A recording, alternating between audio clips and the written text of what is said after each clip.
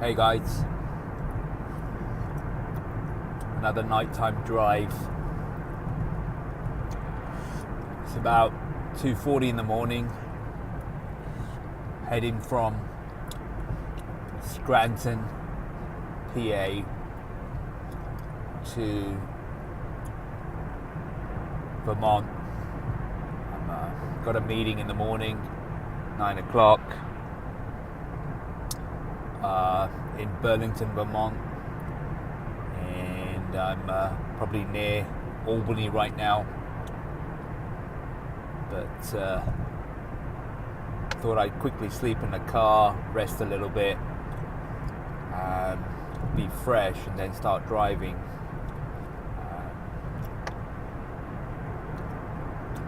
This is where I get my best ideas. This is where I relax the most. My mind is the clearest.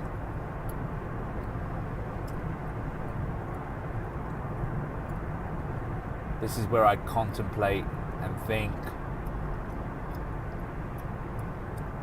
about life, existence,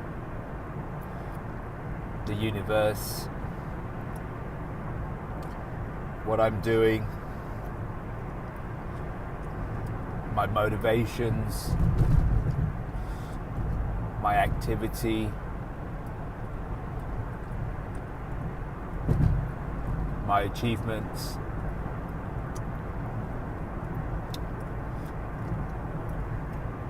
my lack of achievement, my progress, and I just try and figure out who I've spoken to today, who I want to speak to, any bottlenecks. My subconscious is already coming up with answers. I already had an issue. I was trying to think of a store that wasn't doing so well. One of the owners there, a buyer, and I was just thinking, well, who do I know who's run a successful store, and can I introduce them to this person? And I came up with someone who's just retired, had a very successful store, was a great help to me and a good person. And I sent her an email when I was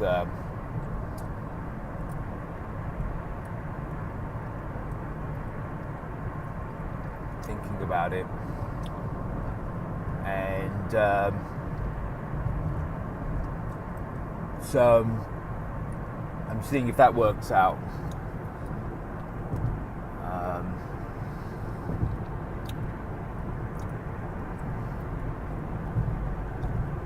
No one on the freeway but me. The softness of the late night sky is palpable. The silence is palpable. I can even feel and hear the wheels on the road from inside the car. They're acutely more vocal, vociferous.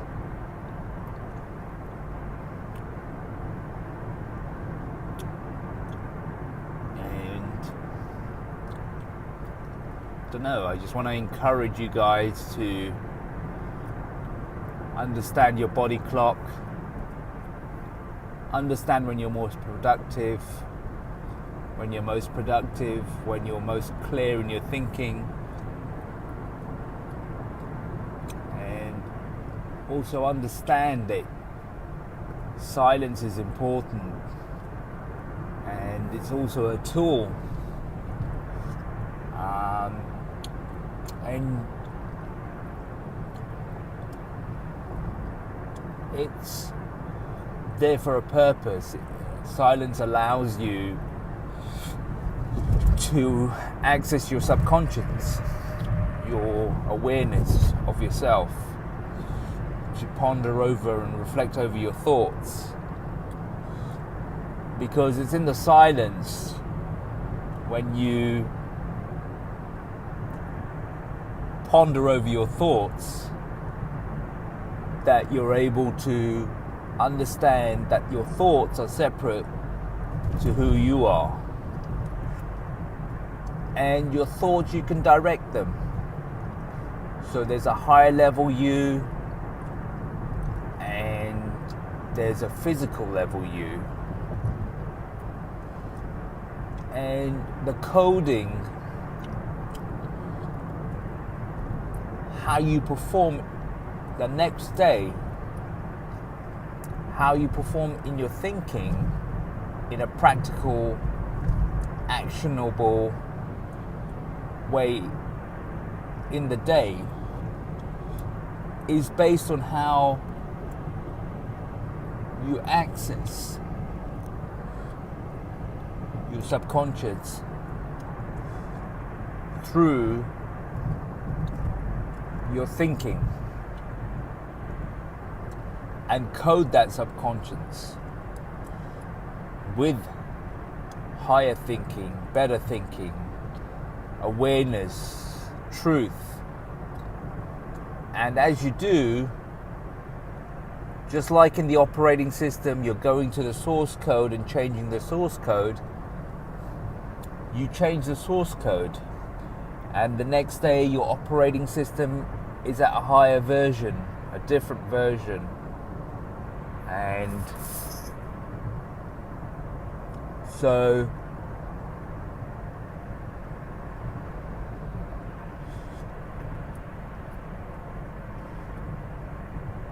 that's how it works.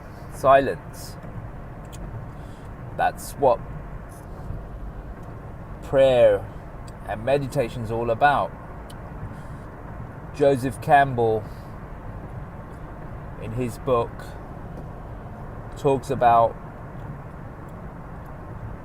bliss and your pathway to bliss, and mentions that there are different access points to bliss, and everybody's got to find their own. And for me, the silence of the night, prayer, is an access point to a higher order. I thoroughly encourage it.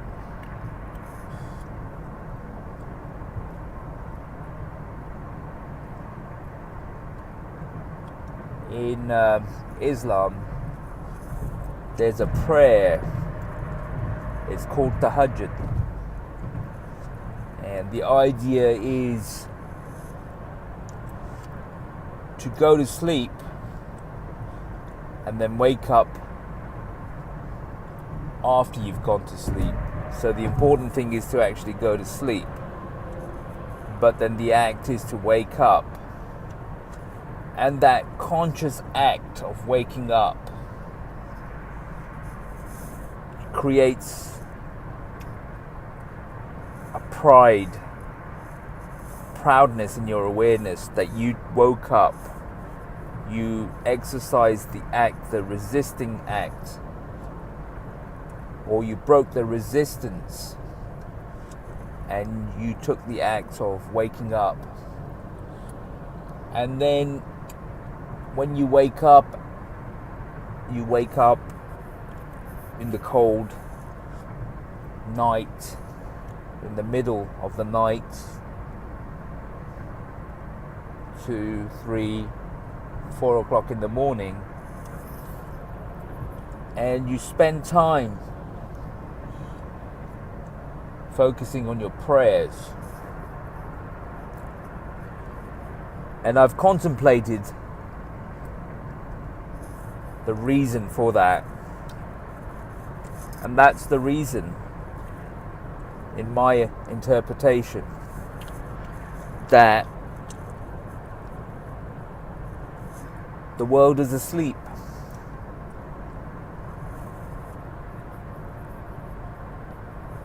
The animals are even asleep.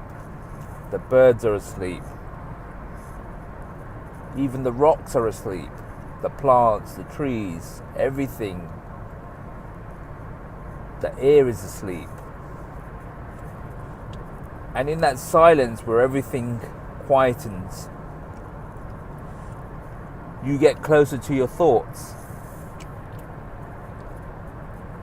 And as you get closer to your thoughts,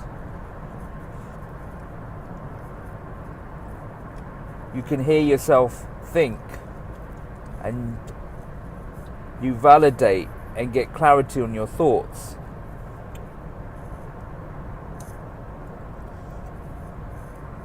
And what that allows you to do is change your source code, revise to a different version, upgrade your operating system. That's the power of the prayer, of the thinking, of accessing the different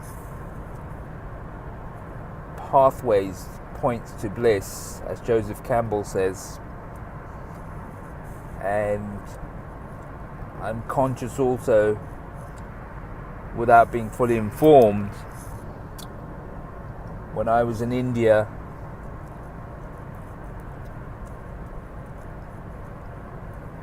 that even the Hindus and the Buddhists have a practice of getting up in the latter part of the night, the earlier part of the morning, in the darkness, and praying.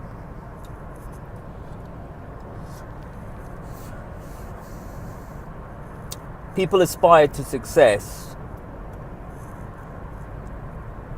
They look at YouTube videos of people with big houses and fast cars,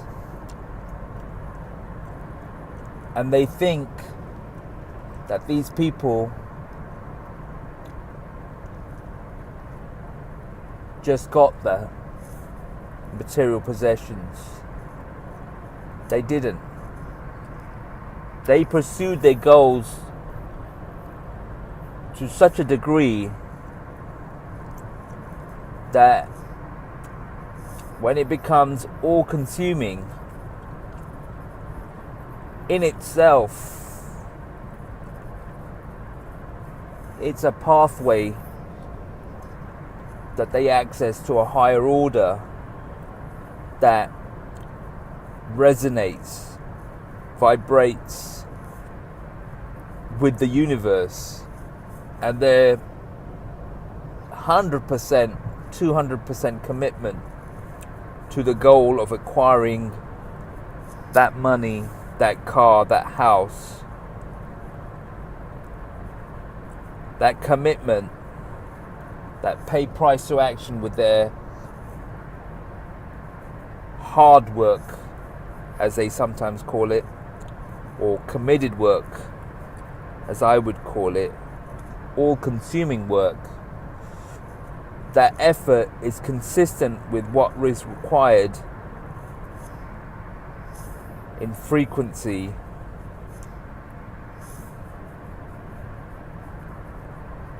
with the acquisition of that house, that car, that income level. But there are different pathways to bliss, and there are different bliss forms.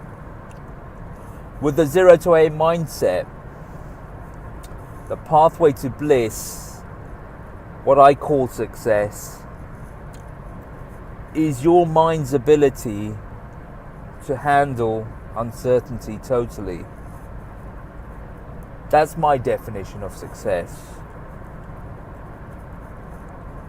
Your mind's ability to handle uncertainty totally. Because in any situation, if your mind is able to make the right decision intuitively in an uncertain environment. And what that means is that you can process what you feel to be the right thing to do. And you've developed a capability of connecting with your intuition.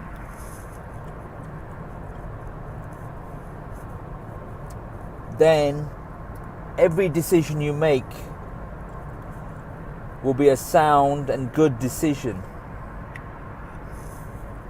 That you trust yourself, that you trust your judgment and decision making, because you're connected with the universe. You're connected to, obviously, what I interpret, or what the person would interpret as truth, and you execute upon it. And so your decision making and your judgment is fast. And so for me, if your decision making and judgment is accurate as it can be, it's intuitive, and it gives you balance in your being, then that will always lead you to make the right decisions for you and lead to your success, step by step, decision by decision, day by day, week by week, month by month. And so, while the world can be at a disequilibrium, your path is balanced and sound. You're walking a straight path, a path with firm foundations. And in that situation, if on top of that path you then pursue what other people are trying to pursue, material wealth, big house, fast car, a good lifestyle, happy family, then it's congruent, it's consistent. One is on top of the other. But those people who pursue just the material, that's why they're never happy. When people talk about people being billionaires or millionaires or very successful financially, materially, but they're not happy, it's because they've been chasing a bliss that is visual. It's not inner.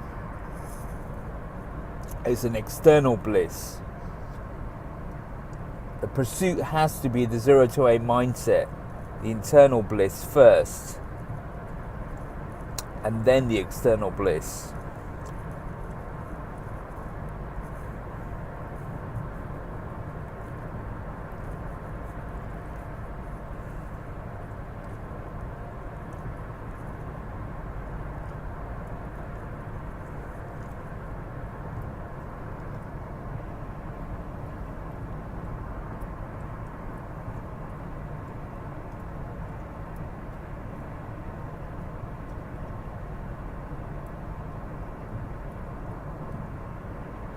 People might be thinking why I mention Islam and religion.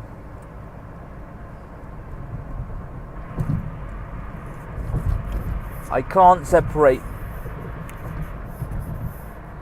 myself from my identity, and that's who I am.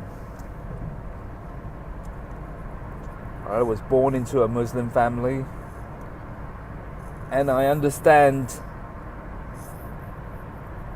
the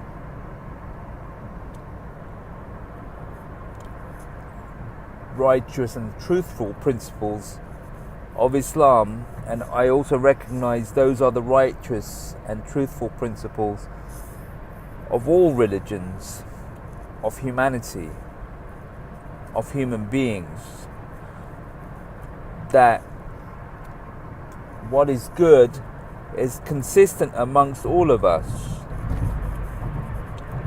and what is bad cannot be the truth. It's misinterpretation. But I cannot throw out the baby with the bathwater. I'm not trying to be a popular personal development guru. I'm just trying to be me and know that my experiences have led me to my truth, and I'm only informing and expressing the truth that I live, that's had a profound effect on me and gives me the ability to be who I am and how I execute. So I'm just imparting that experience, that knowledge. I'm not asking you to be me. I'm just sharing with you insights that have been valuable to me, and that I hope may be also valuable to you. Because my journey is about fulfilling my blueprint, delivering on myself, becoming the person that I want to be. And part and parcel of that is my desire to express and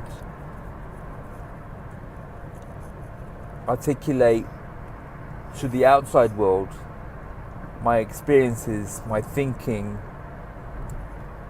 my insight,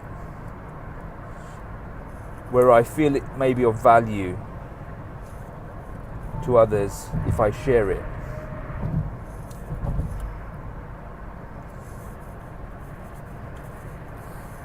So I hope this video, this message, these points have been useful and help you to get inside yourself, to understand how you think, to help you direct your thoughts, to make you a little bit more aware of who you are. And in turn, that helps you deliver on yourself, helps you become your blueprint, be who you are, and also attain peace, tranquility, fulfillment, meaning between the spiritual and the physical here on earth. Because that's what it's all about. It's the manifestation of intent into action. That's what life is all about. And us being human beings, being the conduit, the conductivity tool to make that transformation between intent and action the purest form. That's our journey, to make ourselves the purest form of conductivity between the energy, the spirit that's out there, and the actions and the intent.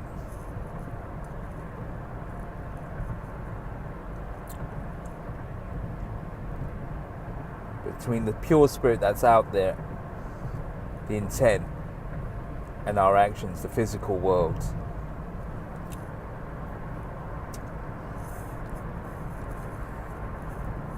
I bid you peace. I wish you well on your journeys as we progress through life.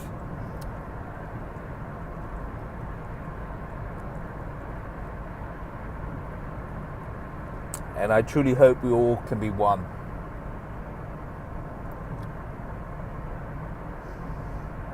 There's no second chance, people.